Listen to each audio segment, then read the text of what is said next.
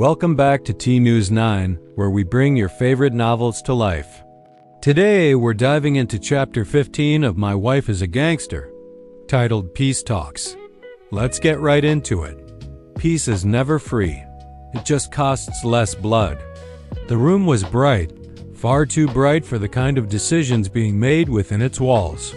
On the polished table, documents were laid out in perfect order. They were covered in borders, numbers, and names. She went through every line, her eyes scanning each word with intense focus.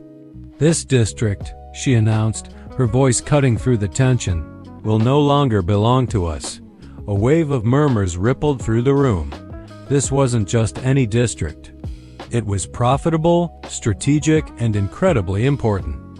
But she offered no explanation. She just signed the paper. Another document was pushed forward. Another loss was accepted. Another heavy silence fell over the room. Finally, someone couldn't hold back any longer. "Is this wise?" the voice asked, laced with doubt. She looked up from the papers, her gaze steady. "Peace is never wise," she replied calmly. "It's necessary." By noon, the talks were concluded. Hands were shaken. Smiles, though perhaps strained, were exchanged. Enemies who had walked into the room ready for a fight left as partners. Outside, I walked beside her, the city air cool on my face. "You gave up a lot," I observed, unable to hide my surprise. She simply nodded. "Power that isn't shared," she said, her words carrying a weight I was only just beginning to understand, "never lasts." When we reached the car, she paused.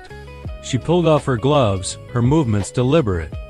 Then, she took out a lighter and burned them.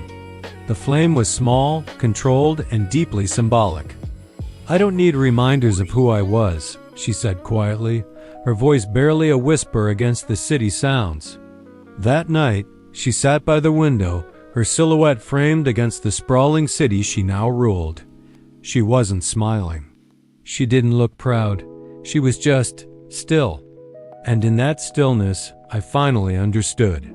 Victory might end wars, but it's peace that truly teaches you what you've lost.